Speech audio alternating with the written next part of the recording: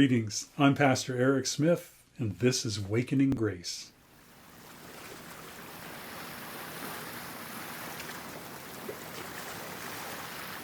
In 40 years of ministry, my favorite superintendent was Charles Simmons. The district superintendent is a pastor's direct supervisor. Superintendents used to have about 50 churches in their care. Now they've got more.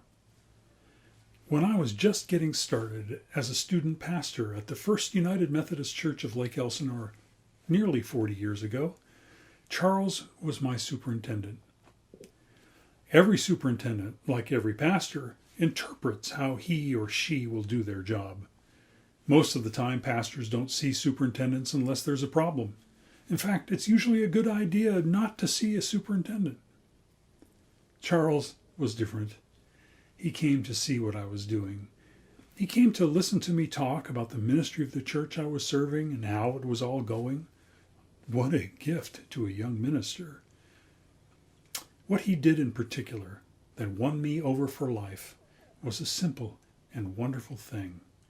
It was a gift of grace. The Lake Elsinore Church had been a mission church for many years. The congregation received a grant from the conference each year to help pay their expenses. After my first year with the church, the budget had grown enough that we could proudly announce to the conference that we no longer needed their support. Then I received the news that at the same time the church was getting off of financial support from the conference, the notice came that our apportionments were going up. When I told Superintendent Simmons about the problem, he looked pained. And then he said, "Here's what I'd like to do." He made a personal pledge to the Lake Elsinore Church for the amount that the apportionments went up. That was 38 years ago. Ever since, every time I saw Chuck Simmons, I greeted him loudly so all could hear with, "My favorite superintendent." The man understood what was important. Charles died a few years ago.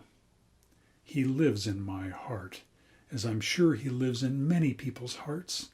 He was a good superintendent, a good pastor, and especially a good person.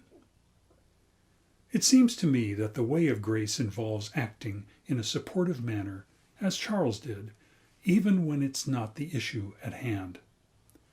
The apportionments of that church were the issue at hand, but the grace Charles extended had a continuing and more valuable impact than any money. We all have such opportunities to say or do the surprising thing that will bless another person. Will you pray with me? Oh God, thank you for the wonderful graces that have been extended to me. Show me today a moment I can offer your grace. This is my prayer. Amen.